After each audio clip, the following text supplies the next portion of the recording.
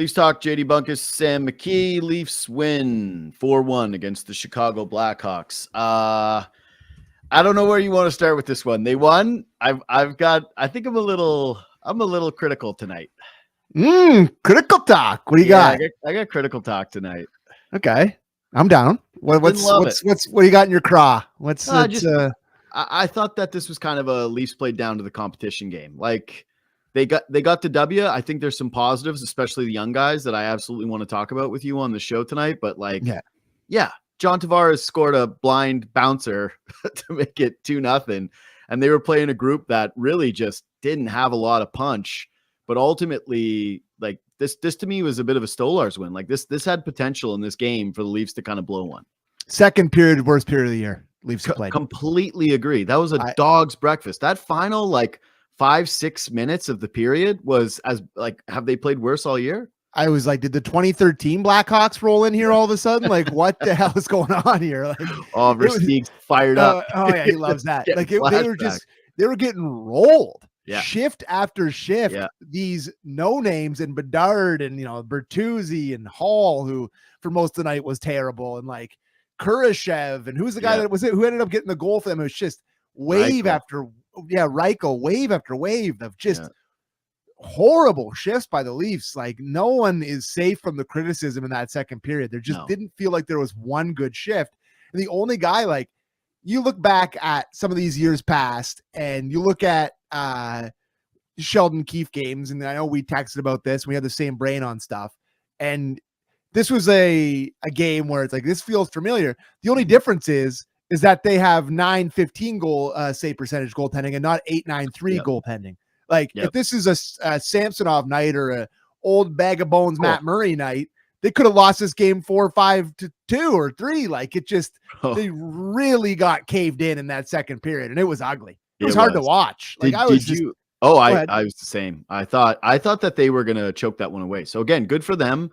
I thought that obviously the big moment of the game is Minton scoring a goal like literally seconds after Chicago makes it 2-1. Because it actually did feel like the game could flip there on a bounce against the Leafs. But yeah, I thought they settled in at that point in the hockey game, and then it was just sort of fine. And they didn't really need to give their best effort to hang with that Chicago team because, again, they're dreadful. That team is completely rudderless. And I actually have 2 Chicago thoughts for you. One is me, how I feel. I was shocked at how little I missed Bertuzzi. Like for this team that has so little forward depth right now, right? What did we talk about last show? 7 guys maybe that are going to be on the playoff roster. Yeah. That's asking a lot from the AHL team. Watching Bertuzzi, I was surprised because I was a Bertuzzi guy that I didn't feel any type of sentimentality. I was just sort of like, yeah, whatever. All right. It reminded me there was a lot of moments of last year where he just goes in hard and he starts swinging away with his stick and not a whole lot happens. He bangs one off the end glass with a wrister in the slot. He's flying around with his ugly hair and his stupid neck guard. And it's just it looks like a lot's happening because he's just a lot as a guy, feels like stuff's happening, but nothing really ever happens. And that was just kind of how I felt tonight watching him. Yeah. Yeah. Like I really, me, I am a Bedard guy. Got a ton of Bedard. Oh, that's my other thought. You're going to step on it? You're going to step on it? It's just like, hey, hold on. Can I ask you? Yeah. What was the best Bedard moment from this game? There was a moment where the puck landed on his stick in the slot. Yeah. And he did a cheeky little, tried to go low instead of going high, and Stolarz stopped it. So it was a great little think by him to try to go low instead of trying to go high glove like everybody thought he was. No, there was nothing. There was literally not one moment. Okay. So I swear to God, horrible on the power play, turned the puck over 100 times. He was terrible. Yeah. He was awful. And I got to say, I would never do this because this was a private joke between you and I. Okay. But somebody just put it in the chat named Kinley DeBoer. And so I'm just going to fire away with it. I've been joking around with buddies calling him the Canadian Robertson, and Kinley DeBoer just texted, did anyone else think Bedard looked like Nick Robertson out there? Maybe it's 89 versus 98. Dare you? I'm just saying, he's just not a lot's going on there right now. And I've tuned in for some other games because recently I've done a few takes on him, right? And gone, okay, what's really going on here? And we've got 4 Nations coming up. And there was a real conversation of, hey, he's got to be there on the team, but you got to kick him out to the wing. And I threw my Four Nations roster out there today, and he's not even close. Travis Sanheim on your roster? No, I didn't have him there. But that's a bit of a surprising one. But I will admit too, I'm pleading the fifth on amount of Flyers games I've watched this year. Like I've got basically no Flyers under my belt, so he might be in his prime Chris Pronger up there. I have no idea what's going on with Sanheim. Listen, I'm not selling any of my real estate on Bedard Island. Yeah. He's a 19-year-old playing with a bunch of chopper AHL guys and old veterans that can't do anything. But would I say that I think the real estate, the price is taking a bit of a dip? I would say yes. I would say no question, but I'm holding. I'm not totally giving up on my boy here, but it's been a shaky start. Like what you see from Celebrini right now in San Jose is what you thought you would see from Bedard through the first 2 seasons. And he was good last year until he got hurt, and he had moments last year, but this year has been extremely disappointing. It's been a major, like a vintage sophomore slump season where it just hasn't been there, and it just hasn't been very good. So you're hoping that he kind of pulls out of it here, but like, I don't know, team reeks. There's no, I don't know what it is. Like when they're good, who from that roster will be on it? Him. Yeah. I'll say this. I'm just that Vlasic. That Vlasic's got some potential. He's big and long, and he can snap it out a little bit. I'm also that's it. I'm like mostly messing around here, right? Like, I think you'd be an ass to be writing off Connor Bedard's career at this point. Like, and he is still almost like he's a near point of game player still at what age 20 in the NHL on a bad hockey. He's a teenager, my friend. Yeah, like, or he's still 19? Yes. Okay, well, that's what I mean. I'm mostly playing around, but it's a fun little bit for me and my friends and for the Bedard diehards where I'm like, I don't know, maybe Canadian Nick. I am a diehard. I know. I've slid a couple. Yeah. This is the thing. You know when I'm trolling you, we're too good of friends because I'll fire some trolls your way in the middle of a week and I'll just get the no reply. I'm just like, I'm not biting on this. Buddy, I've been doing this for too long with you, fella. I'm not biting. Yeah, you won't even give me a taste. But it was just good because tonight there was a little bit at stake with the two of us in terms of Bedard, right? Like both of us are. I was hoping for a late one. Of course you were. Of course you were. I've been trashing him all year privately with you. Anyway, and he just had the quintessential game. Yeah. And I genuinely cannot believe that Kinley DeBoer. I swear to God, that's not me. I promise you that is not me. Burner. Yeah, I know. If you ever see, honestly, if you see Kinley named Kinley DeBoer leave a review on my podcast being like, best bud, then all right, it's me. It's me. I think you can blame it on me if that's Kinley DeBoer showing up. Okay, so yeah, like I said, I didn't think that it was a very good game for the Leafs. I think that this one they just sort of got by against an inferior opponent. And they got a couple of bounces that worked their way. But the positive to me was once again the young guys showed some stuff, right? Like I've got good Gurbenkin thoughts and good Minton thoughts. You want to go there? Yeah, I think Minton for me is the guy that has changed my perspective on him the most.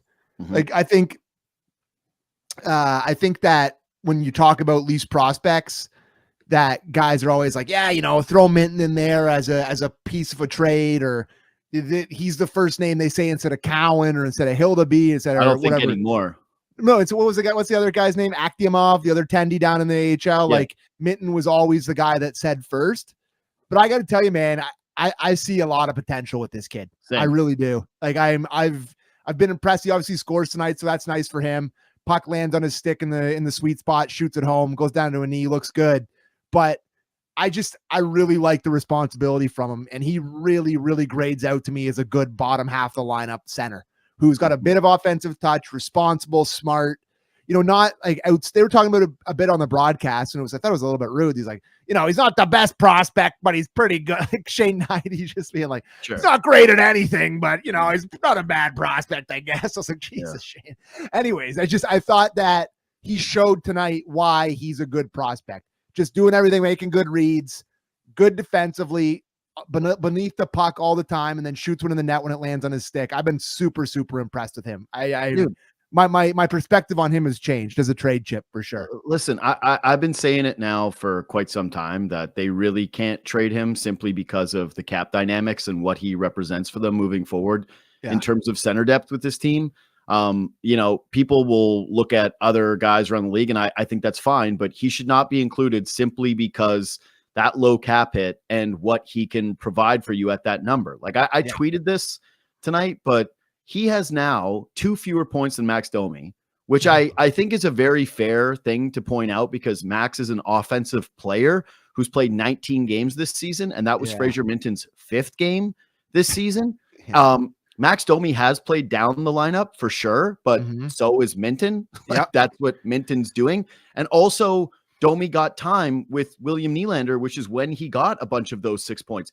He also now has more goals than Holmberg, Domi, Dewar, Reeves, and there's one other guy that I'm forgetting in that list, Kampf, combined.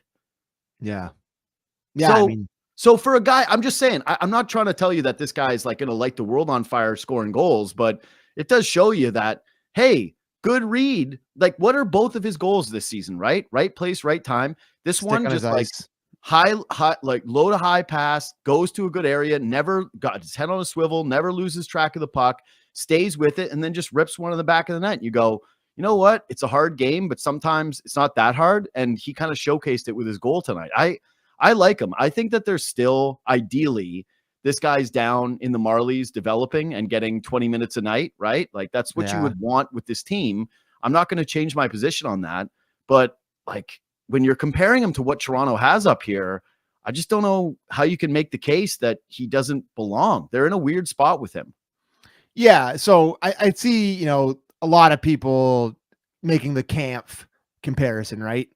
Where it's like, they're like, he hasn't scored. And, I must be the only, like, there's not many Leaf fans that still would defend Kampf, and I'm not going to fully defend Kampf, but I'll tell you, if you're starting game 1 of the playoffs, and that's what we always look towards in Leaf Nation here, still wants Kampf in there 10 times out of 10 over Fraser Minton. Like, I don't know if it's 10 times. I'll give you 8. It is.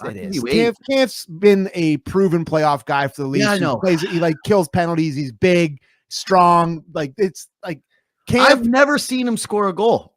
I mean, what about the breakaway goals that he scored on? He scored a massive breakaway goal on Vasilevsky in the playoffs for the Leafs against Tampa. And he also had his prettiest goal of his career against Chicago Blackhawks. Yeah. No, he doesn't score. Like everyone's like, oh, Kampf doesn't score. Yeah, we know the Kampf doesn't score. Kampf is not there to score.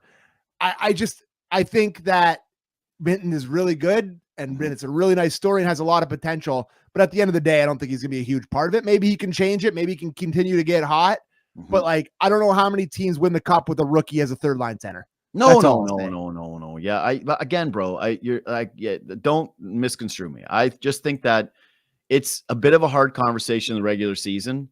Yeah. If you do get these guys healthy and they continue to not produce, and if before guys like Kampf get healthy and Domi's close, and so we'll see who ends up going down. My guess is that even though he has to clear waivers, Nylander's gone, that Berube is going to look at it and go, hey, I get it. He's Nylander's brother and someone else might pick him up, but maybe William Nylander will just be happy enough with making almost $12 million a year and playing now. That's a risk we're willing to take here. Maybe the whole operation won't fall apart if the guy who signed the AHL deal to start the season is going back to the AHL. Also, again, I'm not trying to bury the guy, but I would be pretty surprised if a team picked up Alex Nylander, like saw this showcase and went, you know what we could use is this guy on the. I have to admit that I did get them mixed up twice tonight. 2 moments where I thought Alex was wheeling. Like maybe it's the jerseys that you can't see the numbers as well. But there was like a couple pivots where he turned in the neutral zone. I was like, oh, that's Alex. I got fooled. I got tricked. I need a stronger prescription. I'm old. Like I'm old, man. Oh no. I don't know if you're allowed to drive at night anymore if you're confused with those 2 guys. We got to take the keys away, brother. Anyway, to me, Minton and Grebenkin have both shown enough where no, you don't want them on the playoff roster. But also they have shown you that Toronto's depth is just like wins above replacement guys. They really have not hit on very many depth pieces. And if you're talking about like the money difference, right, between a David Kampf and a Fraser Minton, then that's a no-brainer right now moving forward. And frankly, unless Max Domi comes back and starts to look like a healthier, better version, which I do think he will, because to me, there's still a real difficult conversation about what you do, because Nylander makes a beautiful entry tonight on the Matthews goal, right? Like, beautiful entry, horrible play by, who was that on Chicago? That just if we can run that, this is why you have the worst record in the league. Watch number 8, if you're watching on YouTube, number 8, Donato, and 42, whoever that is. Yeah, like that's, I don't care how much of a, rusty Austin Matthews is. Can't let him just walk to the front of your net and catch a clean sauce pass from William Nylander. Anyway, the point I was just making there is, like, Nylander deserves to play with good players. Ultimately, I do think that the team will be better off if they can spread the talent over 3 lines. But if you bring back Max Domi, like, what? You're going to put him back as the 3C with, I don't know what the fit is, unless it's with Matthews. So they've got a bit of a tough decision to make when it comes to who gets to play with who when Max is ready, which appears to be very, very soon. Yeah. I think that was always the criticism from people who didn't want them to sign Max Domi, right? Yeah. Is this exact conversation where it was just, you didn't know where he was, what his role was, because you don't necessarily want him in the top 6, but he's obviously way better with good players. That's been proven. Like, he zips it around when he plays with Matthews, Marner, Nylander. Like, he can play with good players he thinks on their level. But the second you get to him down in the bottom half of the lineup, playing third line center or on the wing on the third line, you totally lose him. So it's going to be interesting to see how they sort of deploy him coming up here. I agree. But I would imagine that you'd stable him back to Matthews. Maybe you let Nyes go down and drive a line. Maybe you let, I don't know, because Nyes has been really good. Clearly, he gets an empty netter tonight on what should have been obviously icing, which was crazy they didn't call an icing on that play. But I don't know what they're going to do with Domi, but I would imagine that he starts him in the top 6 before you start putting him back down. I think they'll find a way to get him back up in the top 6. Eventually, I think that when you first bring him back, that he'll be down. Maybe, I don't know. I think it's the other way around. You get him going, playing him in the top 6 with good players, and then you kind of try to take that confidence time, down. right? Like, unless you're super creative with the way that you're moving guys around, Max Domi, you're not going to have him play, over 16 minutes a night, especially when he returns. Yeah. So to me, it's more about, like, how they're going to find the allotment and where they're going to play him and for how long. But originally, I think he'll be down, and then they start to tinker when they get some more bodies in there. To me, it's like, it's weird to say this, but I just hate the idea of Nyes not being in the top 6. Like, for sure. No, me too. But I'm just thinking of ways to kind of move. Yeah, things no, I get problem it. to have. Yeah, I kind of, because part of the problem though is that Max Domi's not giving you the ROI on the contract, and you're hoping that he eventually does. Anyways, Grebenkin thought too tonight is just faded as the game went on a little bit, but started hot, drawing the penalty until the end. The end, where he hammered a guy after basically as the final horn went. I loved it. But this is what I like about the guy. He's confident, man. He's the classic, I don't know, I'm not supposed to do stuff guy. Like, I don't know, I'm not supposed to hit you here. I'm not supposed to get into a scrum. I don't know, I'm not the guy that's supposed to be driving the net this way and trying to create plays for myself and getting aggressive. I like his mindset. Obviously, the body is really encouraging. And I do think that there's something about a guy, because he's only 21 years old, but he's played like full seasons in the KHL, right? Like that matters to me. And so he feels just a little bit more NHL ready. And of all the guys, I think Minton is the best and most complete player. But I kind of feel like Grebenkin has a fair shot at sticking around the longest. He's not playing much still, though. No, like, I know. think he's under 10 again tonight. Yep. So there's clearly like a level that they really trust him at, and that's it. Like he can play 8, and he can make an impact, and he can do stupid stuff out there and hit guys and take the puck to the net. But like, outside of that, also, where was the penalty on that play? Yeah, I think it came a little bit earlier than when they showed it earlier. It looks like it looks like he just falls, but the first angle, it looks like he gets hooked. Yeah. Okay. Yeah. So anyways, I just thing though, because they kept showing the replay of just like him falling at the net, and it looks like he trips, but he got hooked before. Do you? I think Luke said that we have the scrum. Did you were getting ready for the show? They had I just kind of like little brouhaha at the end of the game. We weren't on radio tonight, so I was like, all right, get to just fire up if we could roll the scrum hero now, Ashley. Okay, good. Yeah, let me see it. So it's just like right at the whistle, he just hammers a guy, like just shoves him down, and then everybody's pissed off, and then they all go after him, and then he's in the middle of it. I'm sure Brube loves this. It's like this element is missing, and yeah, Myers goes in there and starts to look tough. Myers is like, maybe if I do this, you'll forget that awful turnover I had for no reason up the boards. Maybe he'll forget me slamming my stick on the ice 15 times like I'm Cale Makar. Like we had a weird game tonight, Myers. He was really trying to make an impact. Yeah, I know. It's just like he's just been in the press box all season long. You forget that he exists because the entire conversation's been about Hakanpää, who, by the way, I'd like to just quickly insert. I've written him off. Like, how will you remember the Hakanpää era, my friend? Well, yeah, I don't know how. Like Berube had a quote where he's like, "Oh, it's just the maintenance, the regular knee maintenance." I was like, "Dude, he's played 2 games. He was off for 2 months. Played twice, and he's done."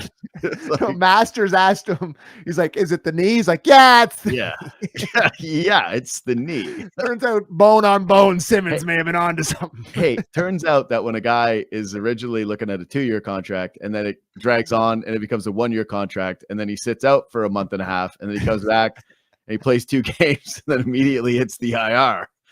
He's not a reliable defenseman at this point. So good that they've got the 6 guys they have, but I don't know. They apparently really like Myers, and because they won't let him go down. But that turnover, I don't know. Part of it's just a bad bounce, but it also is just you had time and space, and that's how it happens. Not good enough. So wanted to bring up Matthews with you tonight. He's obviously scores a goal on the Ole defense by the Chicago Blackhawks, who let one of the best goal scorers in the world walk down Main Street.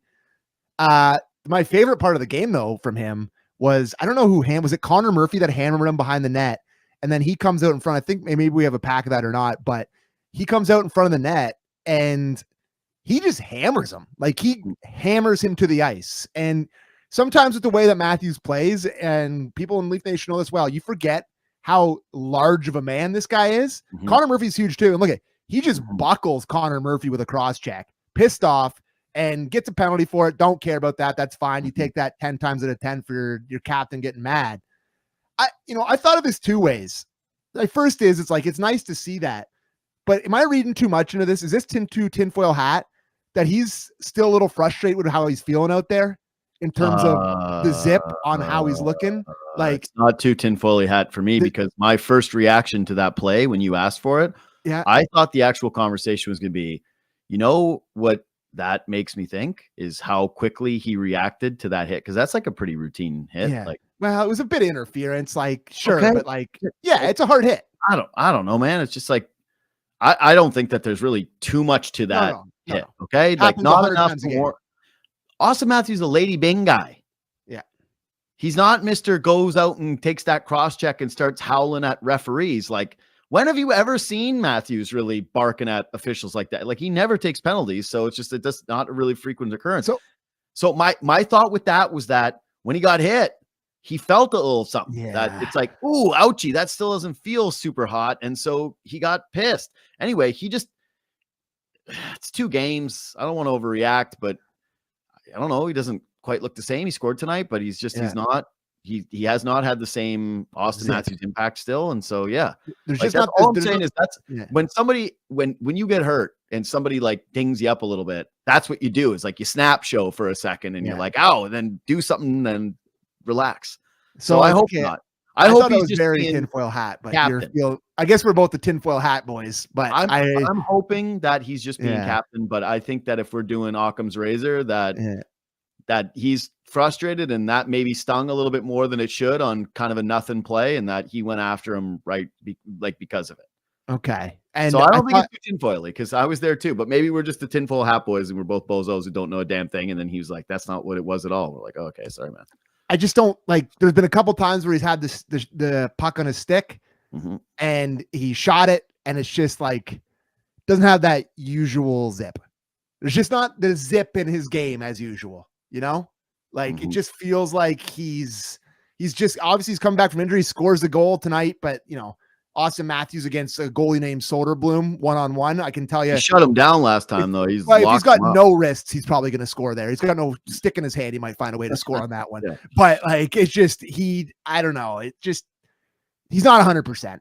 And he obviously, you fly all the way to Germany to talk to the Bayern Munich doctor to get something fixed. You're clearly not 100%. And I still don't think he's close to it. So we'll see how he goes. There's a ton of hockey getting here, get back into the rhythm. Maybe he's he's rocking and rolling by the end of this week, but yeah, not the same so far through 2 games. Looks a lot like he looked when he went out.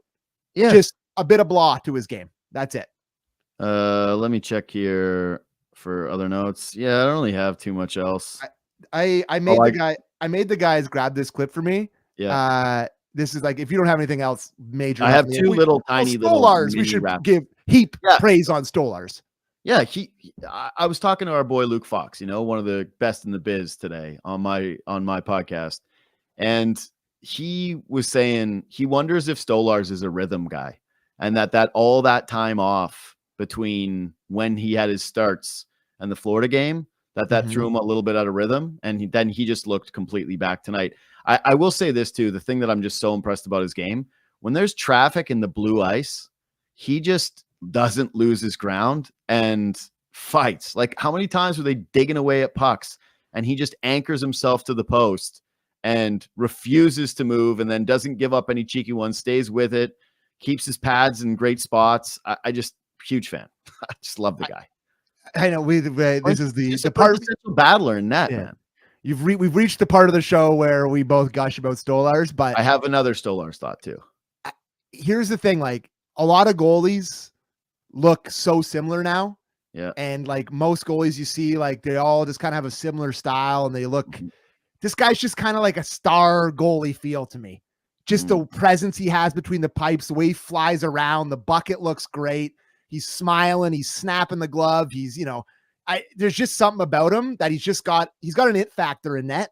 And like, he just, he may not actually be a star, but he carries himself like that. He's just got a it factor, and I love watching him play.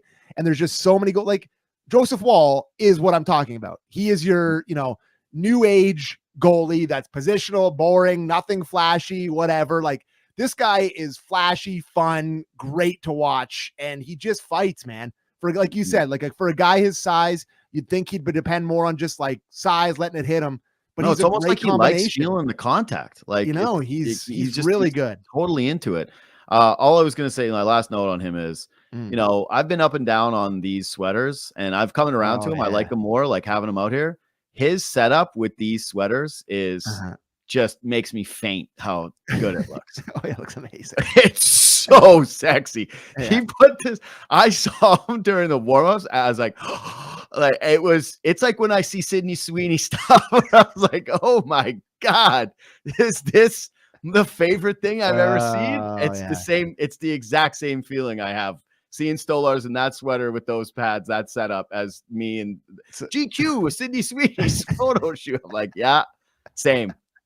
My parents are at the game tonight. Marianne my mom loves these black jerseys. They wore them for her tonight, so she was fired up about that. So good for her. Last thing, this is a one more too. This is a non-hockey related thing, but the puck goes out tonight, and the Amazon broadcast does a great job of zooming in on the guy. Can we roll this if you're watching on YouTube? Okay, watch. Okay, so this guy catches the puck. Watch what his dad or brother or buddy does when he catches the puck. Watch this. Wait, is he a dog? Why does he do that? That is not a very human response. Like, can we do a high five? Can we do like Yahoo? Why is he pet him like a dog? Dude, those guys have been. Is that their first league game? They got those tickets through a sales thing for sure. What was that?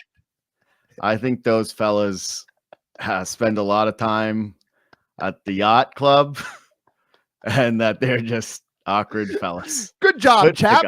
Good pickup. Good job, chap. Yeah, good job. The head rub was not the best. I wouldn't want that. I don't do that to me. My last thing was just simply. Hopefully they're a fan of Leaf Talk and they see that, but something tells me they've never heard of our show. That's like I did this once where I was talking about fans, and people got like really in my grill about it, and the guys reached out to me and they were fans, and they were like so thrilled that it got mentioned. Hope that's the case. But yeah, I hope that's the case. I can't remember what it was though, because people were just like coming after me, being like, "How could you do this?" oh, It was what a I remember father what and that what was. yeah, it was a father and son, and Drive me people were losing their crazy. minds, being like, "This is so rude that you would make fun of them." And literally, the families in my DMs being like, "This is the best thing," and I was like, Oh, that's gonna drive me crazy. I'll I know, remember but like tomorrow. classic Twitter, where it's like the people coming to the fence are the ones that are just faking the outrage, and the people that are involved are actually like, "What? That's what's going on." I just the Tavares goal. When he's done his career and they're like rolling, and he's standing there with his family and they're watching the Jumbotron and they're rolling the Tavares highlights. I hope they have a million just John Tavares not looking at the net, blind spinorama, fire it on goal. How does that go in? That is just his favorite thing to do.